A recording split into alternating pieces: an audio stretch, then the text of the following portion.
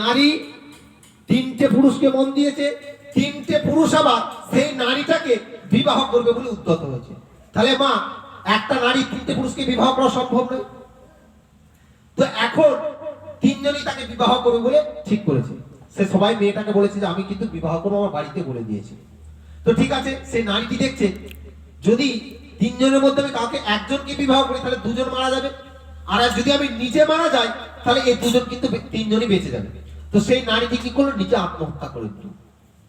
এবার এই তিনজন কি করছে, সেই নারীকে নিয়ে দাহ কর্ম করার জন্য উদ্যত হয়েছে। তাকে তিনজনকে নিয়ে গেছে, যে দাহ করবে বলে শ্মশানে রেখেছে, যে দাহ হচ্ছে, দাহ কার্য হচ্ছে সেই নারীটা। তো তিনটে পুরুষ, একজন বাবা পাগলের মতো হয়ে গেছে, পাগল হয়েছে, ছাই ভস্য সব গায়ে মাখছে আর কি, পাগল হয়ে গেছে। তিনটে পুরুষের প্রথম পুরুষটা পাগল হয়ে গেছে। আর একজন, সেই নারী যিনি মারা গেছেন তার দাহ হচ্ছে, তার হাড়টাকে, হাড় দেহের যে হাড়, সে হাড়টাকে নিয়ে রেখেছেন। আর একটা পুরুষ, সে জপ বা ধ্যান করছে, যদি কোনো সাধু বা মনি ঋষিকে পায় আমি তাকে বলবো যে আমার প্রেমিককে যদি ফিরিয়ে দেয়। তা তিনজন তিন রকম কর্মে আবৃত।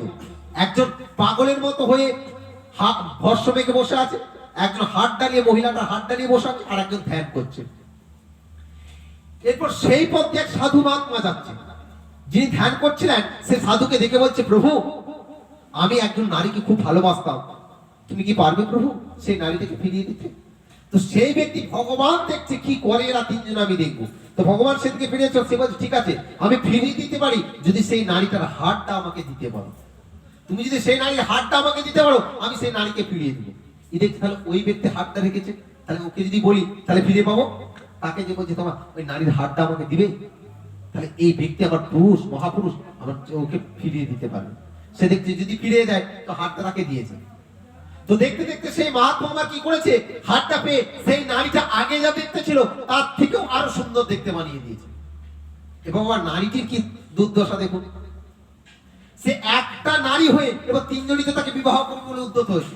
তাহলে আপনারা আমাকে বিচার করে বলুন, এখন নারীকে কোন পুরুষটাকে বিবাহ করা উচিত?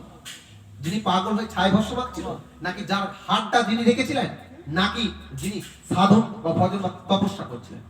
কোন পুরুষকে বিবাহ করা উচিত? এটা আপনাদের মধ্যে প্রশ্ন, বলুন। একটা নারী, তিনি মারা গেছিলেন, আবার ফিরিয়ে দিয়েছে।